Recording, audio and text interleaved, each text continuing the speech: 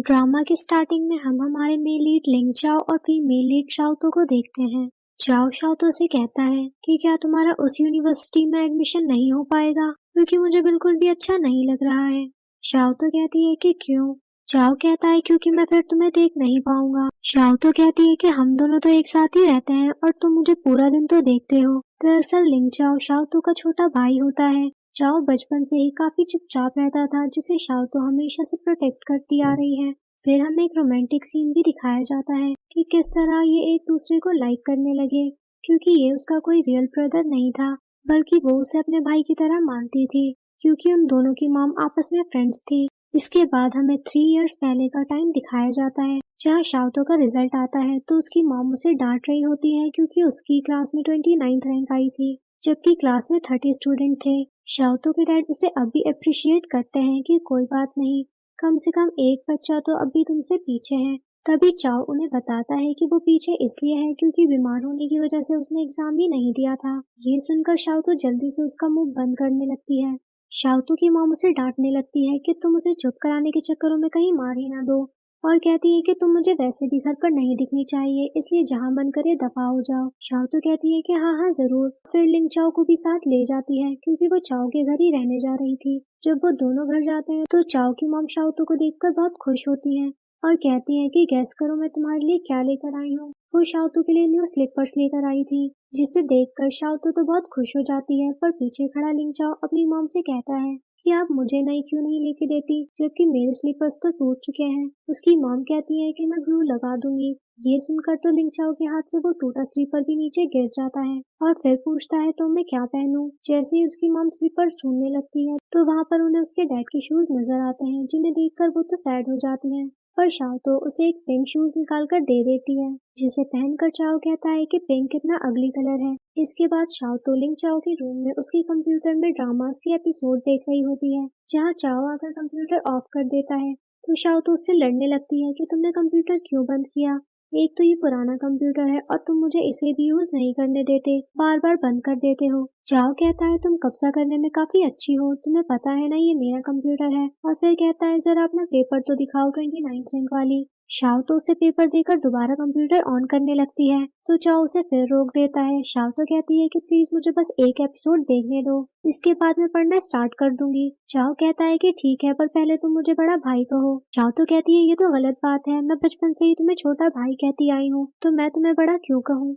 मैं तो नहीं कहूंगी। फिर इन दोनों में एक छोटी सी फाइट भी हो जाती है जिसमें शाओतो का हाथ गलती से उसके छोटे होने की फोटो पर जाता है, जिस पर वो उन पिक्स को देखते हुए कहती है तुम जब छोटे थे तो बहुत अच्छे बच्चे थे, तब तुम मुझे बहन भी कहते थे और मेरी बात भी मानते थे, पर अब तुम बहुत रूड हो गए हो। और ये बोल वो फिर ड्रामा देखने की कोशिश करती है। जाओ उसे रोकते हुए कहता है कि तुम्हारी हाइट और आईक्यू का लेवल ये शो नहीं करता कि तुम बड़ी बहन हो। दोनों की बात चल ही रही होती है तभी लिंग चाओ की मॉम आवाज देकर कहती है कि डोर नॉक हो रहा है तो जाकर डोर ओपन कर दो। चाओ डोर ओपन करता है तो वहाँ एक लड़की होती है जिसका नाम शोलिंग होता है। वो जब अंदर आती है तो गिरने लगती है और फिर खुद को संभालते हुए चाओ से कहती है कि मैंने तुम्हारे लिए चॉकलेट कुकीज बनाया है। पीछे खड़ी शाओतो भी उनकी बातें सुन रही होती है और फिर आकर कहती है कि चॉकलेट कुकीज बनाया है, मुझे तो वो बहुत पसंद है। उसे देख शोलिंग कहती है कि शाओतो तुम यहाँ क्या कर रही हो, क्या तुम्हारा अपना कोई घर नहीं है। तो शाओतो कहती है कि ये मेरी गॉड मदर का घर है तो ये मेरा भी घर है, क्यों तुम्हें कोई परेशानी है, और वैसे भी हम दोनों सिबलिंग्स हैं चाहे ब्लड रिलेटेड ना हो।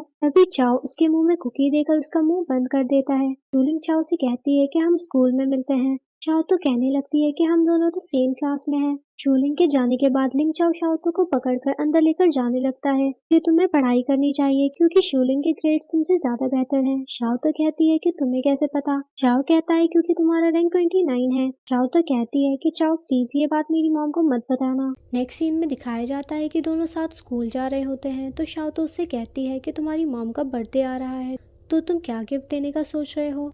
तो वो कहता है कि मैंने अभी नहीं सोचा कि मैं उन्हें क्या दूं।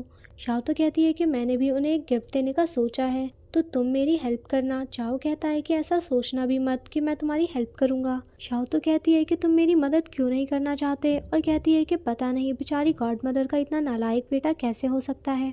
तब चाओ उसे सारे पिछले गिफ्ट्स गिनवाने लगता है कि तुमने क्या क्या किया था और क्या दिया था और कितनी सारी मुसीबतें खड़ी की थी जिसे मैंने संभाला था।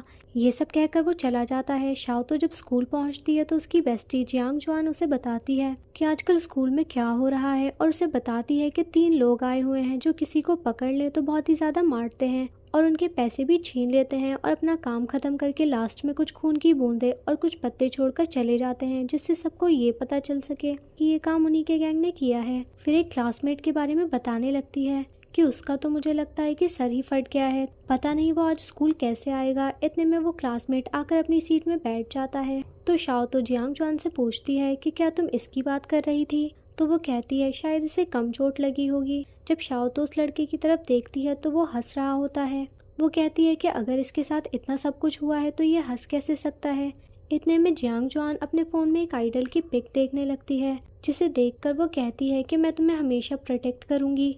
तभी उसके प्रोफेसर पीछे से आकर उसका फोन छीन लेते हैं और कहने लगते हैं तुम्हारी जगह मैं इसे प्रोटेक्ट कर लेता हूँ। फिर उसका फोन साथ ले जाते हैं क्योंकि स्कूल में फोन यूज करना अलाउ नहीं था, और साथ ही साथ उस लड़की की कॉमिक बुक भी ले जाते हैं और कहते हैं कि अब ये फोन फाइनल एग्जाम के बाद ही मिलेगा। ये सुनकर तो जियांग जुआन को टेंशन हो जाती है कि फाइनल एग्जाम में तो अभी काफी टाइम है, तब तक बिना फोन के मेरा गुजारा कैसे होगा।